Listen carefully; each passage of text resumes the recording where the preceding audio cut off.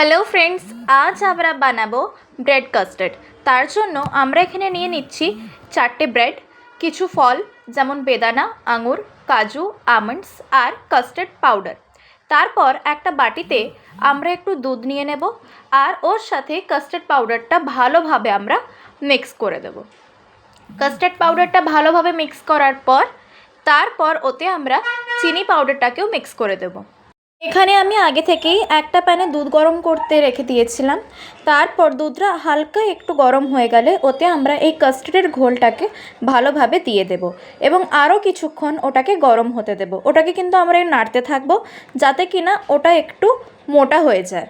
একটু গাঢ় টেক্সচার আসার পর ওটাকে আমরা আলাদা করে তুলে নেব এবং একটা টিফিন বক্স নিয়ে ওর মধ্যে আমি এখানে এই লেয়ারটাকে বসিয়ে দিচ্ছি। এখানে কাস্টার্ডের স্লারিটা দেওয়ার পর ওর ওপরে কিছু এখানে আমরা ফ্রুটস আর কিছু নাটস আমরা এখানে ছড়িয়ে দিয়েছি আর তার ওপর আমরা রেখে দিয়েছি দুটো ব্রেড।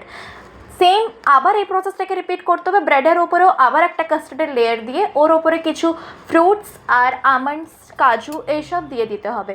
অ্যান্ড দেন আবার দুটো ব্রেড নিয়ে আবার ওপরে কাস্টার্ডের লেয়ার দিতে হবে।